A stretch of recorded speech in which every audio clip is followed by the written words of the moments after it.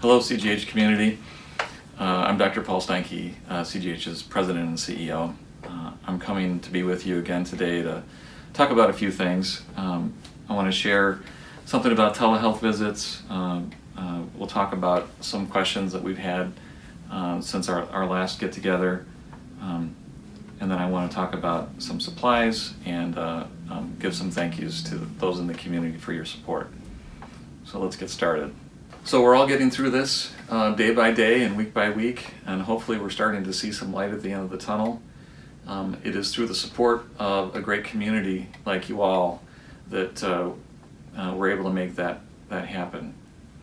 In terms of our CGH employees, I've never been prouder. They're here every day serving their patients and making sure that our community is up for this fight. And I think they're proving themselves, and we're getting through this. So I want to thank our employees for what they're doing, and I want to thank our community for their support. I would like to thank specifically, and please forgive me if I leave anybody out, but we've had lots of community support and outpouring of some donations.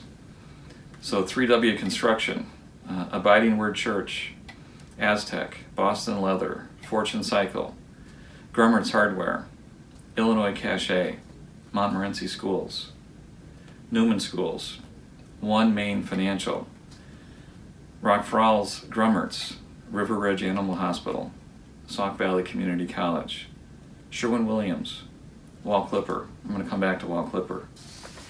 We've had some anonymous donors too. We had a CGH employee, Lisa Voss, that donated some supplies. Community members Sarah Sisson and Jason Graham. Community member Dave Osborne. So we thank one and all. We thank a lot of the restaurants that have brought food for employees. I do want to mention Wall Clipper. Early on, this is now maybe 3 weeks ago, as we looked at our PPE supplies, one of the things that we anticipated a shortage of was a full face mask. We reached out to Wall Clipper, who made their engineering department available to us, and we had several conversations about how to design a mask, and with their collaboration, they were able to come up with a very functional and usable mask. They designed and got us many copies, and at this point I understand that Wall Clipper is now marketing and selling that to other healthcare organizations, but something that's been designed and tested in collaboration with Wall Clipper is a good shout out to them, so we appreciate all of their efforts. I want to share with you that we are able to extend what we do in the form of a new venue called Telehealth. Beginning a couple of weeks ago, we began putting together the ability to do a telehealth visit through an iPhone, an iPad, or other means on a computer. We actually have the ability to have you see your doctor. Details can be found on our website, and if you call your doctor's office, they can give you some details as well. It may not be exactly as the same thing as a regular visit, but it is a good way to connect and get your healthcare needs met during this time. So if you drive by CGH, you may notice that a tent has been put up near the emergency department entrance. That tent is there to help decompress the emergency department flow of patients. It's not an alarming thing, it's really just there to help us stage as patients come through the door. So please don't be alarmed when you see that. Our Ready Care Clinic will still be open, and we still encourage you to contact your physician if you have questions about possible coronavirus infection. So let's talk about masking. You've probably seen a lot of things in the news lately. We try to follow guidelines that are put out by the Centers for Disease Control, the CDC. Initially, masking was not recommended for the public, and I think they have bent to public opinion, asking for universal masking. Our stance at the hospital has been, if you are in an area where you potentially could be caring for a COVID patient, we certainly recommend masking, especially the N95s, which is a special kind of mask. What we found is that universal masking has the potential to do more harm than good. The reason being that if anyone has worn a mask for a prolonged period of time, you'll find that the front of the mask in a short time gets moist and wet, and it becomes a magnet for germs, including COVID. When someone wears a mask for a long period of time, then that mask, not only is it wet and moist and attracts germs, it causes your face to itch. And so it's human nature. You want to reach up and you want to touch your nose and poke at your eyes and scratch your face. And unfortunately then, that mask that you put on to try to help keep you healthy and safe can actually do the opposite, can make you sick. So if you are going to wear a mask out in public, please continue to wash your hands regularly, and as best you can, avoid touching your mask in your face. I was at the grocery store earlier this week, and I saw someone there gloved up and with a mask. She was there with a friend, and as she would turn and talk to the friend, she would slip the mask down and then put the mask on, and that's the kind of thing that I think masks give you a false sense of security, and it can actually make things worse. So CDC has, like I said, bent to public pressure and said if you want to wear a mask out in public, that's fine. Just make sure that you are using it correctly, and washing your hands, distancing, those things are vitally important. That hasn't changed, but if you are going to wear a mask, make sure the mask is clean and that you're not touching a wet mask and then rubbing your face. It'll have the opposite effect. So I've had some cases about whether there's been COVID cases at CGH. And in fact, on any given day, we have 1 or 2 COVID positive patients that are actually here with us. We've had plenty that have recovered and gone home and are doing well at home. We have had 1 death. We are doing our very best to take care of the community and the patients that come to us. At any given time, we have 8 to 10 patients that are in what we call our bubble. They're either confirmed COVID positive patients or they are suspected, and we treat them all the same with the same level of isolation. COVID is a recoverable infection, and so doing the necessary things to take care of these patients, we're seeing they recover and they go home and they do well. So we have had some patients at CGH, but so far they have been doing well. I had a question about if you live near CGH, is there a risk from airborne pathogens? The risk is if you're within 6 feet of somebody who has the infection. We know that coronavirus is what we call a droplet type of virus. It is spread through droplets. So coughing, sneezing, those kinds of things that put droplets into the air, that is where your risk comes. If you're 6 feet away or further, the droplets can't get to you. And so the risk is really if you're in that 6 foot radius from somebody who is ill and spreading droplets in the air. It is not an airborne type of infection where it just floats and flies and could latch onto you from a long distance. You have to actually be in close proximity to somebody who is ill. How far are we getting into convalescent plasma? So convalescent plasma, if you're watching the news, is a technique where they can draw blood from somebody who has had the coronavirus infection. They can process it and actually take the antibodies out of that blood and infuse it into somebody who is sick. And therefore you're using somebody else's immune response to help treat somebody who has the active infection.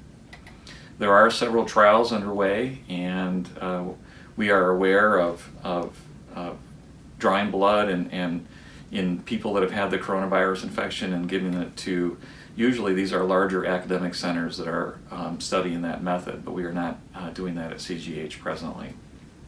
So here's a question: what's your opinion of using quinine? So there also are some things in the news about quinine helping and whether quinine tonic water can help. I think the levels of quinine in those is so small that I think it would be negligible, and I don't think there's been enough studies on quinine in particular to be helpful. Well, you need to have the antibody test before you get a vaccination.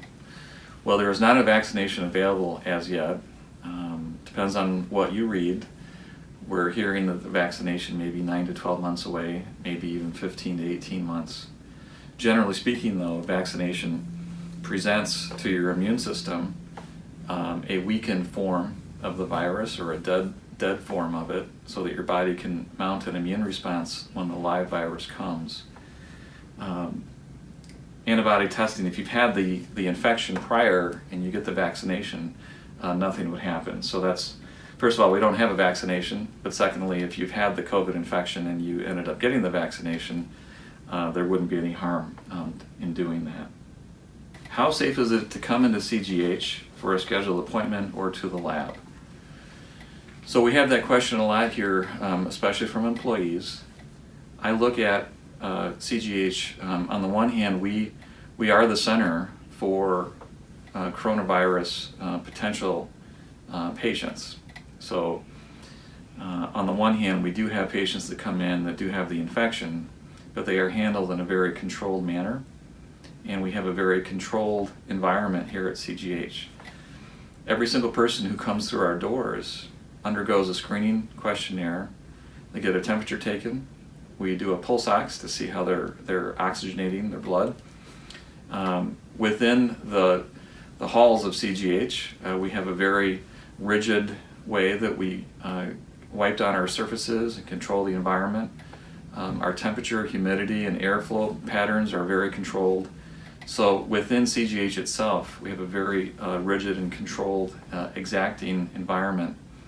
And that's done for a reason, and it's to control the possibility of the infection here. When I go to the grocery store or other places out in the community, I don't know that those same things are taking place. So when you come into CGH, either at the main clinic or into the hospital itself, I know that the environment is very controlled, and I think it's very safe to be here. I'm in my office today. I've been here every day, and I'm not concerned walking in the building. In fact, I feel safer here than I do at other public places at this point. Is there a test to check for immunity to COVID? So that test is being developed. It is not readily available, and it has not been rolled out universally. There is in our immune system, there's immunoglobulins, IgG, IgM, IgA, and others. And from that, we know that those antibodies will spike after you've had an infection. And when they're talking about a blood test to check for immunity, we are able to see if you've had the infection. Those tests are being rolled out, and I think will be more available, but they are currently not. So we'll talk a little bit about what we call our bubbles at CGH. In our high-risk areas, this may be in our intensive care unit or in our step-down unit on the surgical floor, we've designated some areas as what we call our bubble areas, and these are our coronavirus bubble areas. These are areas where we have patients that either have confirmed coronavirus infection or suspected coronavirus infection, and we have a special way of isolating those patients, isolating those departments, and a special way that our employees have to put on protective equipment to make sure that they don't get sick. So we call those our bubble areas. Outside of those bubble areas, we have things that are operating more normally. Our focus is, of course, on taking the best care of our patients, but also making sure that our employees are absolutely safe when they're here working. So some updates on testing procedures. We are getting better turnaround times on results of our coronavirus testing. Some of that is because across the state, people have been more judiciously testing for the possibility of coronavirus and limited that testing for people that are more seriously ill. That has allowed our labs to decompress, and the testing that they're performing is really for those patients that are very, very sick and in the hospital. So turnaround times have decreased to about 24 hours in some instances, so the testing has improved on that. We're still anxiously looking forward to rapid COVID testing where we can get results in a matter of hours. There are places that are starting to roll that out, and we're hoping that that's something that we'll see here in the next short while. So I'm gonna close now. We are in the middle of Holy Week. Easter is upon us, and I think it's kind of an appropriate time of the year to see that we are in a point of new birth and a new life, and we're getting through this. As we all pull together and we start to see the end of this, again, I want to thank you for all the support, all the supplies, all the food, and all the prayers. Keep them coming, and we'll talk to you again soon. Thank you so much.